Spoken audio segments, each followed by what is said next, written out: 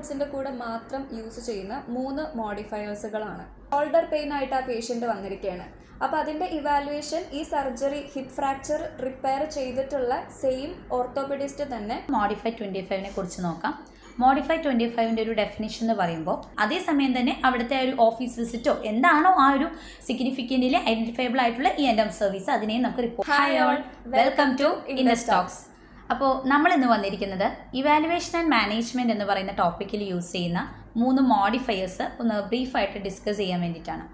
അപ്പോൾ അതിലേക്ക് കടക്കുന്നതിന് മുമ്പായിട്ട് നമ്മുടെ മെഡിക്കൽ കോഡിങ്ങിൻ്റെ ന്യൂ ബാച്ച് ഈ വരുന്ന ഏപ്രിൽ 30 രാവിലെ ഇന്ത്യൻ ടൈം രാവിലെ 10 മണി മുതൽ 12 മണി വരെയും UAE ടൈം രാവിലെ 8:30 മുതൽ 10:30 വരെയുമാണ്. അതുപോലെ തന്നെ നമുക്ക് എല്ലാ മന്തിലും CPC എക്സാം പ്രിപ്പറേഷൻ ബാച്ചസും അവൈലബിൾ ആണ്. അതിൽ നമുക്ക് ഡീറ്റെയിൽഡ് ആയിട്ടുള്ള CPT ക്ലാസ്സസ്, അതുപോലെ 15+ മോക്ക് പേപ്പേഴ്സ്, അതിൻ്റെ ഡിസ്കഷൻ സെഷൻസ് എല്ലാം ഉണ്ടായിരിക്കുന്നതായിരിക്കും. അതുപോലെ നമ്മളുടെ CPMA ന്യൂ ബാച്ച് ഈ വരുന്ന മെയ് 1st വീക്കിൽ ആരംഭിക്കുന്നുണ്ട്. സോ ഈ ബാച്ചുകളിലേക്കെല്ലാം അഡ്മിഷൻ എടുക്കാൻ താല്പര്യമുള്ള കുട്ടികൾ എത്രയും പെട്ടെന്ന് താഴെ കാണുന്ന നമ്മുടെ നമ്പറുകളിൽ കോൺടാക്ട് ചെയ്യുക, നിങ്ങൾ അഡ്മിഷൻസ് ഉറപ്പാക്കുക. അപ്പോൾ നമ്മൾക്ക് ടോപ്പിക്കിലേക്ക് കിടക്കാം. ഇന്ന് നമ്മൾ ഓൾറെഡി പറഞ്ഞിരുന്നു ഡിസ്കസ് ചെയ്യുന്നത് ENTM കോഡ്സിൻ്റെ കൂടെ മാത്രം യൂസ് ചെയ്യുന്ന 3 മോഡിഫയേഴ്സുകളാണ് ഡിസ്കസ് ചെയ്യുന്നത്. Modifier 24, 25 and 57. അപ്പോൾ അതിലേറ്റവും ആദ്യം നമുക്ക് 24 മോഡിഫയറിൻ്റെ യൂസ് നോക്കാം. 24 modifier is append to an unrelated ENTM service performed by the same physician during a post operative period. നമ്മൾക്ക് സാധാരണ പോസ്റ്റ് ഓപ്പറേറ്റീവ് പീരിയഡ് എന്ന് വെച്ചാൽ ഒരു ഓപ്പറേഷന് ശേഷമുള്ള പീരിയഡ് എന്നാണ്, അതായത് ഒരു സർജറിക്ക് ശേഷമുള്ള പീരിയഡ്.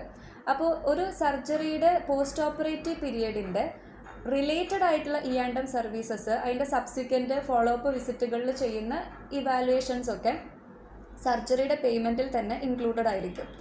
എന്നാൽ ആ സർജറിയുടെ പോസ്റ്റ് ഓപ്പറേറ്റീവ് പീരിയഡിൽ സർജറിയുമായിട്ട് അൺറിലേറ്റഡ് ആയിട്ട് ഉള്ള ഒരു service, ENTM service same physician തന്നെ, സർജറി പെർഫോം ചെയ്ത സെയിം ഫിസിഷ്യൻ തന്നെയാണ് നിലവിൽ ആ കറൻറ്റ് ENTM സർവീസ് പ്രൊവൈഡ് ചെയ്യുന്നതെന്നുണ്ടെങ്കിൽ ആ ENTM കോഡിൻ്റെ കൂടെ നമുക്ക് മോഡിഫയർ 24 യൂസ് ചെയ്യാം. നമുക്കൊരു ചെറിയ എക്സാമ്പിൾ പറയാന്ന് വെച്ചാൽ, ഇപ്പോൾ 2 ആഴ്ച മുൻപ് ഒരു ഹിപ്പ് ഫ്രാക്ചറിൻ്റെ ട്രീറ്റ്മെൻറ്റ് ഒരു പേഷ്യൻറ്റിന് ഒരു സർജൻ പെർഫോം ചെയ്തിട്ടുണ്ട്. ഇപ്പോൾ 2 വീക്സിന് ശേഷം ഷോൾഡർ പെയിൻ ആയിട്ട് ആ പേഷ്യൻ്റ് വന്നിരിക്കുകയാണ്. അപ്പോൾ അതിൻ്റെ ഇവാലുവേഷൻ ഈ സർജറി ഹിപ്പ് ഫ്രാക്ചർ റിപ്പയർ ചെയ്തിട്ടുള്ള സെയിം ഓർത്തോപെഡിസ്റ്റ് തന്നെ അതിൻ്റെ ഇവാലുവേഷൻ പെർഫോം ചെയ്യാണ്, ഈ ഷോൾഡർ പെയിൻ ഇവാലുവേറ്റ് ചെയ്യാണ്. സോ ഇന്നത്തെ ENTM സർവീസിൻ്റെ കൂടെ നമുക്ക് മോഡിഫയർ 24 അപ്പോൾ കൊടുക്കാനായിട്ട് പറ്റും. കാരണം അവിടെ ആ ഹിപ്പ് ഫ്രാക്ചറുമായിട്ട് അൺറിലേറ്റഡ് ആയിട്ടുള്ളൊരു കംപ്ലൈൻ്റ് ആണ് ഇന്നത്തെ പേഷ്യൻറ്റിൻ്റെ വിസിറ്റിൽ എൻകൗണ്ടർ ആയിട്ട് വരുന്നത്.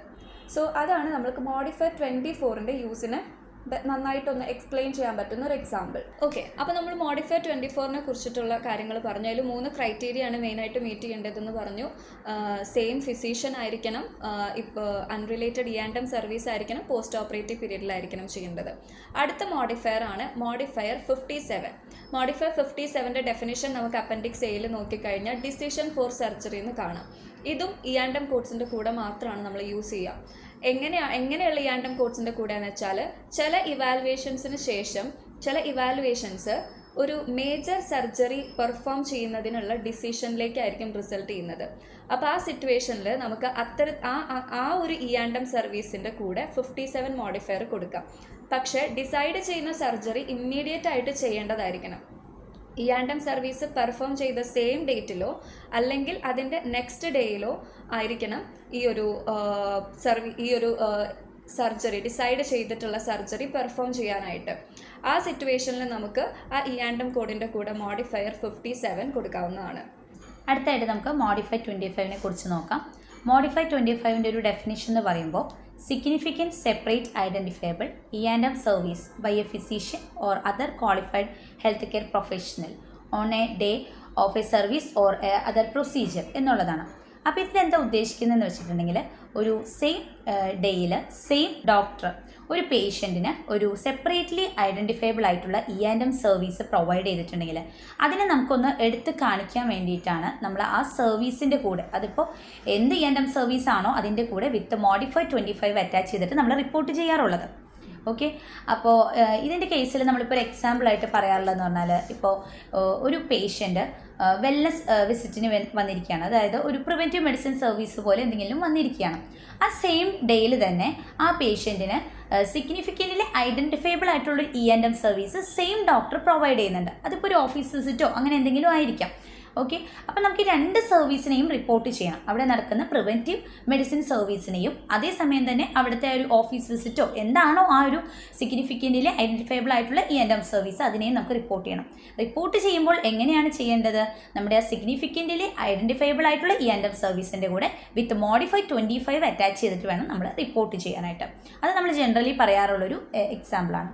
ഇനി മോഡിഫൈഡ് 25ൻ്റെ കേസിൽ നമ്മൾ ശ്രദ്ധിക്കേണ്ട മറ്റൊരു കാര്യം എന്ന് പറഞ്ഞാൽ, ഈ ഡോക്ടർ പ്രൊവൈഡ് ചെയ്യുന്ന ഈ ഒരു സിഗ്നിഫിക്കൻ്റ്ലി ഐഡൻറ്റിഫയബിൾ ആയിട്ടുള്ള ENM സർവീസ്, അതിൻ്റെ ആ ഒരു സർവീസിൻ്റെ എൻഡിൽ അതിൻ്റെ ഡിസിഷൻ എന്ന് പറയുന്നത് ഒരു സർജറിയിലേക്കാണ് ലീഡ് ചെയ്ത് വരുന്നതെങ്കിൽ നമ്മൾ ഒരിക്കലും മോഡിഫൈഡ് 25 ആ സിഗ്നിഫിക്കൻ്റ്ലി ഐഡൻറ്റിഫയബിൾ ആയിട്ടുള്ള ഏത് ENM സർവീസ് ആണോ അതിൻ്റെ കൂടെ റിപ്പോർട്ട് ചെയ്യാൻ പാടില്ല. കാരണം അവിടെ ഒരു ഡിസിഷൻ ഫോർ സർജറിയിലേക്കാണ് ലീഡ് ചെയ്ത് വരുന്നത്. സോ മോഡിഫൈഡ് 25ൻ്റെ ആവശ്യം അവിടെ വരുന്നില്ല. അപ്പോൾ ഇതാണ് മോഡിഫൈഡ് 25ൻ്റെ കേസിൽ നമ്മൾ ശ്രദ്ധിക്കേണ്ട ഒരു കാര്യം എന്ന് പറയുന്നത്. ഓക്കെ. അപ്പോൾ ഈ 3 ENM മോഡിഫയേഴ്സ് നിങ്ങൾക്ക് ക്ലിയർ ആയെന്ന് വിചാരിക്കുന്നു. അതുപോലെ മറക്കണ്ട, ഈ മന്തിലായിട്ട് നമുക്ക് മെഡിക്കൽ കോഡിംഗ് ബാച്ചും അതുപോലെ CPC എക്സാം പ്രിപ്പറേഷൻ ബാച്ചസും വരുന്നുണ്ട്.